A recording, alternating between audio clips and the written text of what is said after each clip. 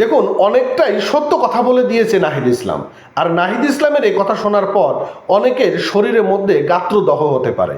এখন কেন গাত্রদহ হবে? কারণ নাহিদ ইসলাম যে সত্য কথা বলে দিয়েছে, থলের বিড়াল বের করে দিয়েছে, এই কথা শোনার পর তো অনেকেরই শরীরের মধ্যে গাত্রদাহ হবে, এটাই কিন্তু স্বাভাবিক।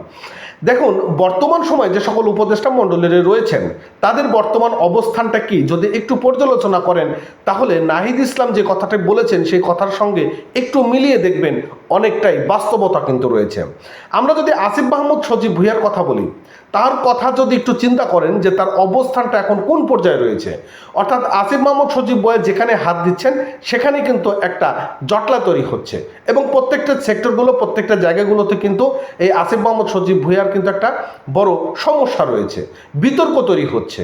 এবং এই যে বিতর্কগুলো তৈরি হচ্ছে তার একটা জ্বলজ্যান্ত উদাহরণ হচ্ছে বর্তমান ক্রিকেট বোর্ডের যে সভাপতি হবেন সেটা নিয়েও কিন্তু তিনি সেখানে ঘোলাটা করার চেষ্টা করতেছেন।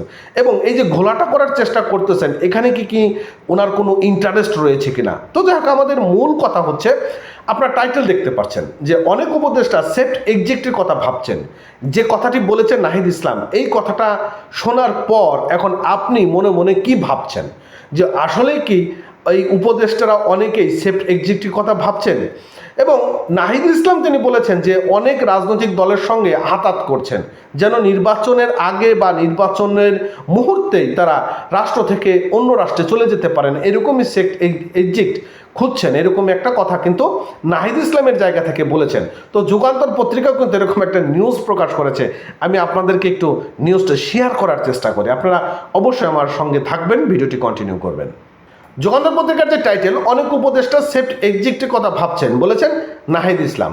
এখন আমরা একটু বিস্তারিত জানার চেষ্টা করি কি বলেছে বিস্তারিতর মধ্যে। বন্ধুরা, অন্তর্বর্তী সরকার উপদেষ্টাদের অনেকে বিভিন্ন রাজনৈতিক দলের সঙ্গে লিয়াজোগ করে ফেলেছেন বলে অভিযোগ করেছেন সাবেক উপদেষ্টা এবং জাতীয় নাগরিক পার্টির এনসিপির আহ্বায়ক নাহিদ ইসলাম।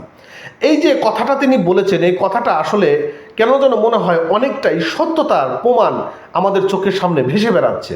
আর ওইসব উপদেষ্টা নিজেদের সেফট এক্সিটের কথা ভাবছেন বলেও মন্তব্য করেছেন তিনি।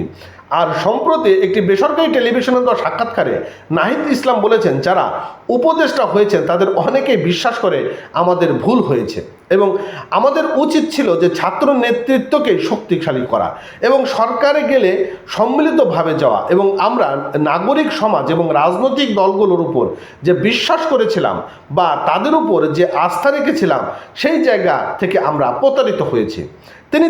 তিনি তার জায়গা থেকে কিন্তু এমনটি বলেছেন। এখন আপনি কি মনে করেন, তিনি যে কথাটি বলেছেন সেটি কি বাস্তবসম্মত? তিনি বলেছেন, অনেক উপদেষ্টা নিজেদের আখের গুছিয়ে অথবা গণ অভ্যুত্থানের সঙ্গে বিশ্বাসঘাতকতা করছেন। যখন সময় আসবে আমরা তাদেরও নাম উন্মুক্ত করব, অর্থাৎ যখন সময় হবে তখন নাহিদ ইসলাম এই সকল যারা বিশ্বাসঘাতক রয়েছে তাদের নাম তিনি সেখানে বলবেন। এবং নাহিদ ইসলাম বলেন যে অনেকেই বিভিন্ন রাজনৈতিক দলের সঙ্গে আতাত করে ফেলেছেন, তারা নিজেদের সেফট এক্সিটের কথা ভাবছেন এবং তারা মনে করছেন যে তাদের ক্ষমতায় টিকিয়ে রেখে রাজনৈতিক দলগুলো সাপোর্ট বা এই সাপোর্ট ছাড়া তারা সরকার পরিচালনা করতে পারবে না। এটি সত্য, রাজনৈতিক দল এটি সত্য যে রাজনৈতিক দলগুলো নানা বাধা দিচ্ছে, এটি সত্য যে বিভিন্ন রাজনৈতিক দলগুলো বাধা দিচ্ছে বিভিন্ন কার্যকলাপকে। এবং ছাত্র নেতাদের উপদেষ্টার আসনে বসার ভুল সিদ্ধান্ত ছিল কিনা এমন প্রশ্নের জবাবে এনসিপির আহ্বায়ক বলেন যে সরকারের ছাত্রদের উপস্থিত না থাকলে এই সরকার 3 মাসও টিকতে পারত না, এবং প্রথম 6 মাস অর্থাৎ প্রথম যে 6 মাস সরকারকে উৎখাত করার, প্রতি বিপ্লব করার নানান ধরনের চেষ্টা চলমান ছিল, এমনকি এখনও মাঝে মাঝে সেই তৎপরতা দেখা যায় এবং সেই ষড়যন্ত্র কিন্তু চলমান রয়েছে। তো এই যে বিষয়টা আপনারা দেখলেন, এটা আপনার কাছে কি মনে হয় যে নাহিদ ইসলাম যে কথাটি বলেছেন সেটি আপনার কাছে কতটুকু সত্য মনে হয়? সত্যিই কি তাহলে মোটামুটি যদি ঘটনা সত্য হয়ে থাকে যে উপদেষ্টা মণ্ডলীরা তারা সেফট এক্সিটের কথা ভাবছেন, তাহলে সত্যি তো জুলাইয়ের সঙ্গে তারা বিশ্বাসঘাতকতা করেছে। কি মনে হয় আপনার কাছে? কমেন্ট করে জানাবেন। ধন্যবাদ।